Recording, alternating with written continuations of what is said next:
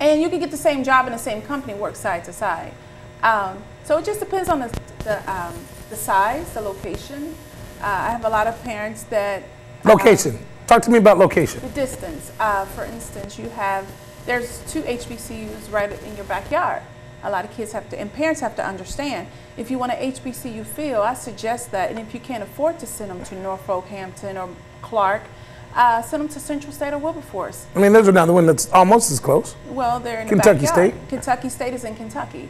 So we're talking about schools that are in Ohio. If there's students in Ohio, because you're paying out-of-state tuition, in-state tuition. So if you, with the recession, like you said, certainly not. And our HBCUs are not receiving as much money as our traditional colleges. So they don't have the monies to give out the scholarships like your traditional college would.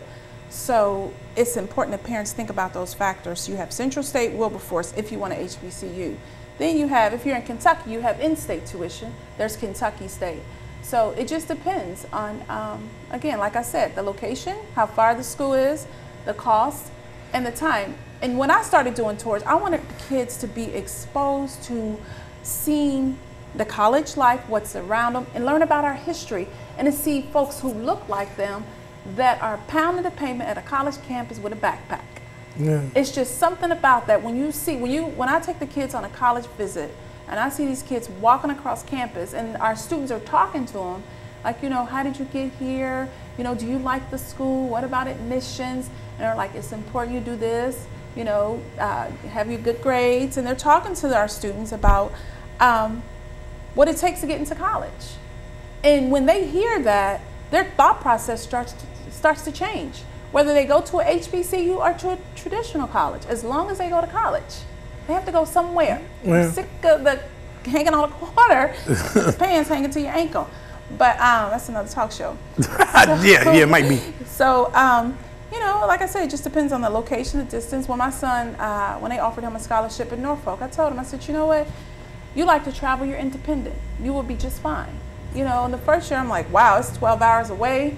That means I had to make a trip, but I enjoy traveling. So I don't have a problem with going to see him. As a matter of fact, I'm going in a couple weeks. But again, it just depends on the location, the time, and the cost. So in terms of size, I mean, because I don't think necessarily parents are always thinking about that in terms of what's good for your child, large, small colleges. I mean, do you send all introverts to small colleges, all extroverts to large colleges? Or do you, I mean, is this an opportunity in looking at universities, colleges and universities, to get outside of the box to say, maybe get a kid, do we stretch a kid's comfort zone the first year, or do you, I mean, what should that process look like? I have seen over the years of doing the tours that kids that are in larger schools tend to go to your larger universities, like your Ohio State. This summer, I took some kids from the Urban League, Cincinnati Urban League, to visit some colleges in Ohio. And we went to Ohio State and Old Dominion, Case Western. And a lot of kids like Ohio State. I don't know if it's because of the Ohio State Buckeyes or the Ohio State Buckeyes, but Ohio State has colleges within college. They have those small portion where they keep track of the students, and they have your larger sections in the school. And I think a lot of colleges are starting. And I think that with the Ohio State University, it's harder to get in than most of your local universities. Yeah. It's harder to get into the Ohio State University. I mean, you'll sooner get into Miami or Xavier and UC than you will Ohio State. I mean, I know kids that did not get accepted into the Ohio State that got accepted into Miami University, and that was a shock to me. Well, yeah, Ohio State has, well, like I said, they have those small portions of college, like UC has. They have those certain like an engineering school that is separate from the admissions to the university. Right. I'm going to touch on this real fast. FAMU has it the same way. I had several students who were interested in FAMU, and they were interested in going to the College of Engineering. But with their grade point average and their GPA scores and their ACT score, they were ineligible to get into the School of Engineering. So they changed it to go into the School of Business to work on their GPA. And then transfer into the School of Engineering. Okay. And a lot of schools, I guess, are like that. And UC, I think, had that years ago. When they had their U College. Yeah. And then their U College, then people could then go into their transfer in. Well, a lot of kids, I would say 60 65 to 70% of the students that go off to college, they wanted to either do social work, teacher, business, engineering. By the second year, they changed it. Political science. Yes, we like that one. Yeah, you know, and they have changed it. I tell a lot of students, do something that you enjoy doing. I met with a young lady who, she graduates this year, and we did one-on-one counseling, and she wanted to do court reporting. Now that was last year, since I've been meeting with her. So she's since changed it. To being a lawyer? To the same kind of social services. And I was telling her that all of that could tie in together. I'm trying to convince her to major in political science. Yeah, I was just talking to a young lady earlier, like upstairs in the production booth, who said she didn't know what she wanted to be, and she knew a lot of what she wanted to be, and kind of sort of what she wanted to be. Yeah, it changes. It when changes, I started very school fluid. over at NKU years ago, I was majoring in social work. And I worked in the social work industry as a caseworker at the welfare office. And I'm like, man, do I want to do this? I mean, I was an undergrad and grad school in political science, American legislative government, and I ended up in social service for 13 years. I mean, I would have never imagined it. It's in our DNA. You know, it is absolutely in your DNA. That's true. Doing, you yeah. know, well, my brother, sister, everybody. Your whole family. Yeah, the whole family. And it just brings you back around to.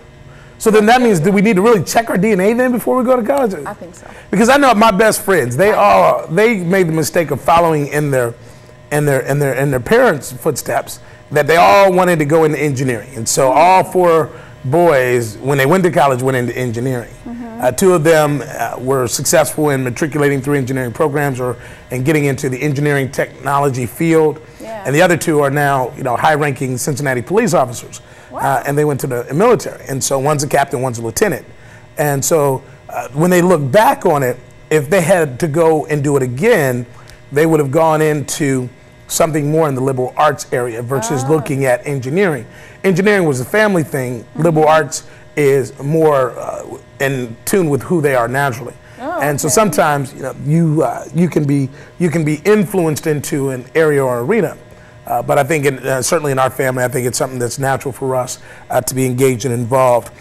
Now, you said they went to school for engineering, now they're police officers? Yes. So are they doing any tutoring in our community? Because engineering requires a lot of math.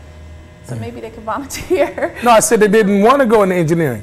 Oh, okay. I'm sorry. Yeah, they went into engineering, but the only reason they went into engineering was because, Oh, okay. But the biggest issue with math in the African American community is, though? Yeah, they don't want to. But what's the issue? I work with, I look at it like this. The students that I work with, because I do have a full-time job at a school, and the students that I work with, I find that they're lazy. They don't want to use that part of the brain that has to function. But what's as big, but you know what research also tells you? No, it's that right there. Fear? It's a self-fulfilling prophecy that if you have a fear of something, that thing that you have a fear of becomes more difficult and challenging. Harvard has done a lot of testing and looking at performance. Yes. And when they look at performance, one of the strong indicators of performance is not knowledge and information, it's fear. And it's a self-fulfilling prophecy.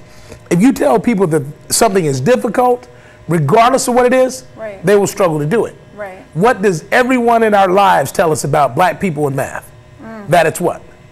It's difficult. Yeah. We tell kids before they take a test, it's going to be hard. Yeah. We tell before the ACT, before the SAT, everything we say is it's going to be hard, but you have to succeed. If you don't do well on this test, you're going to fail miserably. And what happens is they fail miserably. Yeah. So part of it is an anxiety and the fact that your brain locks up. And so if we continue to tell people that something's difficult, then they will continue to struggle to do it. Math is the easiest subject that we take. But the reason being is 1 + 1 always equals 2. There you go. And so when you think about graduate record exams and when people are going to graduate school, the highest scores that everyone scores is not even necessarily on the subject test as much as it is on the math section. Right. Because it's quantitative. Yeah. These are numbers, these are formulas, these are postulates, they're theorems. There's a process. Geometry, there's a process to it. Yeah. So I think that part of it is that in our community, we have espoused so much that it is difficult and it's a challenge that our students lock up and that stays in part of their mind in the process that this is too hard, I can't get it, and so if I can't, I won't. Change the paradigm. Make it easy. Just tell them that it's easy. Yeah. I mean, children underperform. And if you tell somebody it's difficult, they will perform to that level. If you begin preaching as parents that it is easy, that people get it every day, that they're no different, you take the stress off. We understand as adults what happens when we're working in a stressful environment. We don't necessarily perform at our highest level when we're under stress. When you're under stress, you make mistakes. You may work harder, but you work harder and not necessarily smarter. There you go. And so you're more vulnerable to mistakes if you're under press or under stress. Same stress we're giving our kids. The same stress a whole community is giving our children about math and sciences. And we need to free them and take that weight off of them by really, challenging them and saying, hey, this is easy. I'm so confident in your ability to do it. It's easy. And then see what happens. Yeah, we have to do something about it. And if Harvard says it, it must be true. I got it from Harvard, man. I got it from Harvard. And Harvard is on our Ivy League tour. Good. Harvard, Columbia, Dartmouth, and New York University. Good. Now this summer I had What do you have? One kid on that tour? No, we had, you silly. Harvard has a program for inner city kids. They have a program for anybody under $60,000 too. There you go. That's it. Free. Check this out.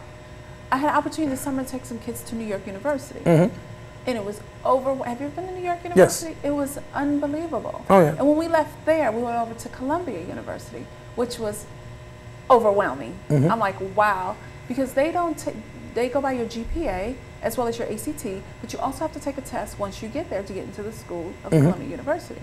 So a lot of our kids that were with us, those 9 girls that was with us, the reason why we added that on there is because they were interested in Columbia University. And they were like, no, Ms. Hocker, oh shoot, I can't go here. I said, excuse me, what did you just say? Did you not just hear what the man had to say? They will work with you. See, a lot of our kids, when they hear that, well, you have to have a 25 or above on your ACT, 4.0, so many community service hours, then we might accept you. And you have to do your 500-word essay. I'm not doing a 500-word essay. Why? If they're going to That's it. 500 words that's it. If they're going to offer you a scholarship, so it was overwhelming to the girls when I took them there because again, they came from different types of schools and they have never been exposed to those type of universities. Did you take them to Hunter College while you were there, or have you thought about Hunter College? Haven't thought about that, but I'll put it on my list. Because that's in New York City. No, we did not go there. And I think it's an all-female college. We didn't in go New York there. City. Yeah, Hunter College is nice. Yeah. I tell you, we didn't have enough time to do all the things we wanted to do. Well, in New York, I mean, how much time did you spend in down in Soho and Canal Street? I mean, did you do any bootleg shopping? It was scary. In Canal Street, that was so scary. I'll never do that again. That was scary? Yes. What's scary about Canal? Canal? They're standing on the corner like, come here, Louis Vuitton, Gucci, come. That's scary? Yeah, and then they're trying That's what's up. You know what I'm saying? You get your knockoffs for the low. Not interested. No, not interested. Are you serious? No. Yo, that's the best part of the city. Yo, Maj, I can't believe he's like hating on it, you know what I'm saying, Canal Street. It's like that. That's how you really feel? So we were lucky when we went to Times Square and there were people around the corner. They're all sitting. They came from Africa. They're around the corner selling everything. That's right. For a markup, you know what I'm saying? Just grab the train, go down to Lower Manhattan. Yo, it's like, yo, Ma, the prices is what's up. I've been to New York. I've been to New York. Like, what are you talking about? What are you talking about? Do I sound like from New York? You sound like it's you're like, New yo, Yorker. Ma. Yeah. So did you go to Harlem when you were there? Yes, the little ices everywhere. On every corner. Yeah. The little cups of ices. We had one on every corner at the stop. I spent more time in Brooklyn, Manhattan, and Midtown, Brooklyn, and over in Jersey. Right down the street. Yeah, that's what's up. That's what's up. Yeah, we had a beautiful time. So no, but definitely look into Hunter College because if you're going to be in New York, it's a good opportunity for them. You know, but I love it. I mean, like I said, to see the next summer as well, and we also how many kids are you taking to England? 20. Wow. Only 20. That's because only 20. Yeah. It's a lot of kids to take to England. Now, how many are you coming back with? You gonna drop off a couple? They better be on the best behavior. Well, we can't send them home. You can't send them. Oh, they know that. Oh, they good. They gonna tear England up. They're gonna be running the wreaking havoc on Buckingham Palace. They'll be so busy, and they will be so busy that they won't have time. So what are you gonna? Are you gonna try to get back there for the Olympics too in 2012? My cousin lives not too far from the stadium there. Oh, where the